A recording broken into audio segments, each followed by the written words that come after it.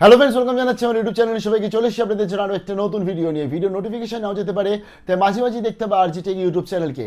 দেখুন, অন্নপূর্ণার এখন জোর কদমে ভেরিফিকেশন চলছে এবং ভেরিফিকেশন কিন্তু কয়েক লক্ষ মহিলার না, প্রায় 1.5 কোটির কাছাকাছি মহিলার ভেরিফিকেশন হচ্ছে, এমনটাই আপডেট চলে আসে সূত্র মারফত। এবং এক্ষেত্রে একটা বড় প্রশ্ন রয়েছে, এই 31শে আগস্টের মধ্যে কিভাবে টোটাল এই ভেরিফিকেশন প্রসেস কমপ্লিট করিয়ে তার লিস্ট জেনারেট করা এবং তার সাথে তাদের পেমেন্ট ক্লিয়ার করা, এটা কার্যত কতটা সম্ভব হবে, এটাও একটা বড় প্রশ্ন চলে আসছে।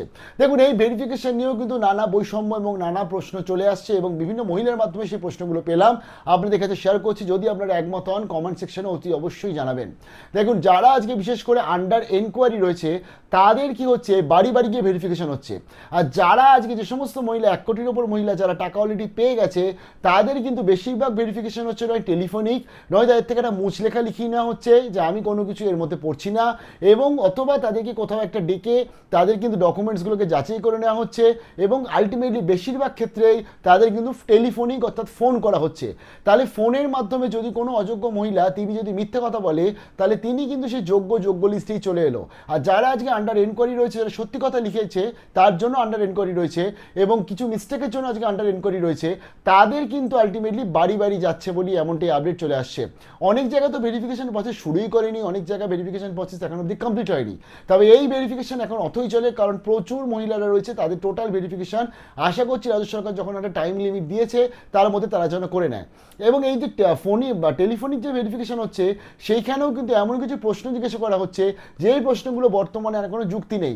কারণ রাজ্য সরকারের তরফ থেকে বারে বারে বলে দিয়েছে যে 19/5/2026 নোটিশ দেখতে হবে এবং 8ই জুলাই যে নোটিশ এসেছিল অর্থাৎ যে মিটিং অফ মেমোরেন্ডাম, তার রেসপেক্টেই কিন্তু টোটাল ভেরিফিকেশন হবে। অর্থাৎ এই ক্ষেত্রে ক্রাইটেরিয়া কি, মিনিমাম যোগ্যতা কি রয়েছে বা যোগ্য কারা রয়েছে। ফার্স্ট অফ অল হচ্ছে আপনাকে এসআইআর এর নাম থাকতে হচ্ছে। সেকেন্ড যেটা হচ্ছে, আপনি আজকে আপনার হচ্ছে ইনকাম ট্যাক্স দেন না আপনি, অর্থাৎ 12 লাখ টাকার উপর ইনকাম নেই। থার্ড যেটা দেখা হচ্ছে সেটা হচ্ছে সরকারি চাকরি বাড়ির কেউ করছে কিনা, ফ্যামিলি কেউ করছে কিনা, বা পেনশন কেউ পাচ্ছে কিনা। ফোর্থ যেটা রয়েছে সেটা হচ্ছে সিভিক ভলেন্টিয়ার বা আশাকর্মী, এরকম কোনো কিছু সরকারি কোথাও থেকে কোনো টাকার প্রাপ্য রয়েছে কিনা। এই সমস্ত মহিলারা বাদ দিয়ে কিন্তু বাকি সবাই টাকা পাবে। কিন্তু ভেরিফিকেশন যখন করা হচ্ছে এবং যখন ফোন করা হচ্ছে, সেখানে কিন্তু তাদের জানা হচ্ছে আপনার কি পাকা বাড়ি আছে, যদি সেটা বর্তমানে ম্যান্ডেট করে না, আপনার কটা ঘর আছে। তার সাথে প্রশ্ন করা হচ্ছে আপনার কি 4 চাকা গাড়ি আছে।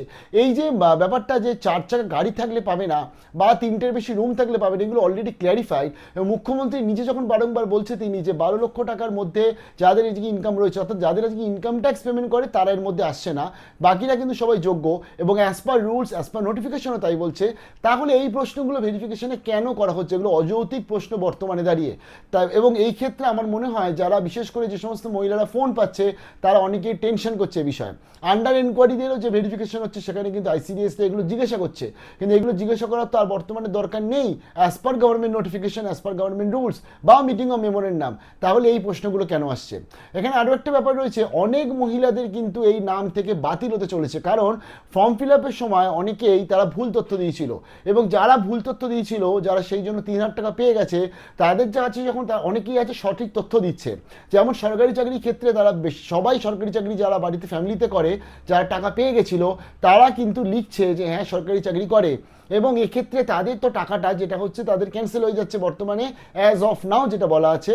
পরবর্তীতে এদের চালু হবে কিনা সেটা আমরা নিশ্চয়ই দেখব, আশা করছি এদের চালু হয়ে যাবে। কারণ ফ্যামিলিতে ধরুন শ্বশুর বা শাশুড়ি কেউ পেনশন পায় বলে ছেলের বউ যে রয়েছে বৌমা, সে ধরুন আজকে টাকা পাবে না, তো এই যুক্তিটাও অনেকটা খাটে না। তো এগুলো আশা করি পরবর্তী কনসিডার করবে। তাই সেই সমস্ত মহিলাদের কিন্তু যারা বিশেষ করে আজকে সরকারি চাকরি করছে এবং তারা এটাও বলে দিচ্ছে, কারণ তারা পরবর্তী চাকরি নিয়ে টানাটানি হবে কিনা এই সমস্ত ভয়তেই, এবং সত্যি কথাটা বলা দরকার, তারা কিন্তু বলছে। আরও একটা ব্যাপার হচ্ছে, অনেকেই আছে তাদের জন্য 3টের বেশি পাকা ঘর রয়েছে কিন্তু তারা সেটাকে নো করে ছেড়ে দিয়েছে। অনেকেই আছে তাদের ধরুন আজকে 4 চাকা গাড়ি রয়েছে কিন্তু তারা সেটাকে নো বলে দিয়েছে।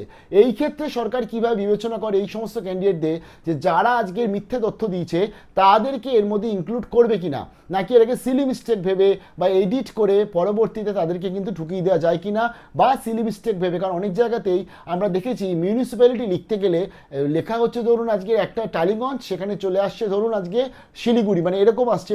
তো এরকম অনেকেরই আছে যে তারা কিন্তু ভুল মিউনিসিপ্যালিটি এন্টার করে ফেলেছে, বা ফর্মে যেটা আমরা ফর্ম দেখেছিলাম সেখানে মিউনিসিপ্যালিটির নামটা ভুল রয়েছে বা পিনকোডটা ভুল চলে এসছে, কিন্তু এগুলো সিলি মিস্টেক করে ভেবে তাদের কিন্তু টাকা ছেড়ে দেওয়া হয়েছে।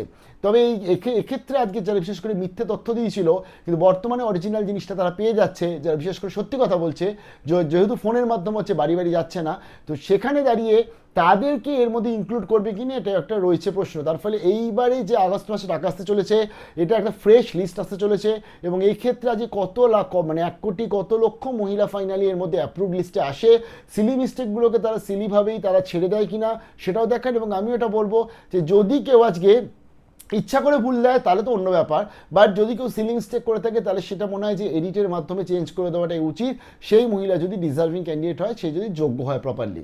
এবং আমার মনে হয় এই যে প্রশ্নগুলো করছে বলে আপনারা বেকার ঘাবড়ে যাবেন না, কেউ প্রশ্নগুলো সঠিক উত্তর দেবেন এবং নিজের যাবতীয় যে সঠিক উত্তর দেবেন অ্যাজ পার গভর্নমেন্ট নোটিফিকেশান 19/5/2026 অনুযায়ী সেটাই কিন্তু চলবে, অর্থাৎ তারাই কিন্তু যোগ্য থাকবে, এমনটাই আপডেট চলে আসছে। পরবর্তী আপডেট নিয়ে চলে আসবো state in the R G tech. এবং আমি এটাই প্রার্থনা করবো, আন্ডার এনকোয়ারিতে যেমন বাড়ি বাড়ি ভেরিফিকেশন হচ্ছে, সেরকম 1 কোটির উপর মহিলা যারা টাকা পেয়ে গেছে তাদেরও বাড়ি বাড়ি গিয়ে ভেরিফিকেশন করা হোক, তাদেরকেও আলটিমেটলি যা দেখা হোক। যদিও জানি সময় কম, প্রচুর কাজ রয়েছে, কারণ এত কম সময়ের মধ্যে এতটা, এবং তার মধ্যে আবার আয়ুষ্মান ভারতের কার্ড চলছে, 16 তারিখে আয়ুষ্মান ভারতের কার্ড হতে চলেছে, তো কিভাবে হবে আমি জানি না, বাট যদি গভর্নমেন্ট, যেহেতু শুভেন্দু অধিকারী বলেছে, মানে আমাদের বিশ্বাস আছে তিনি ঠিক করে দেবেন। ভালো থাকবেন, বেস্ট অফ লাক।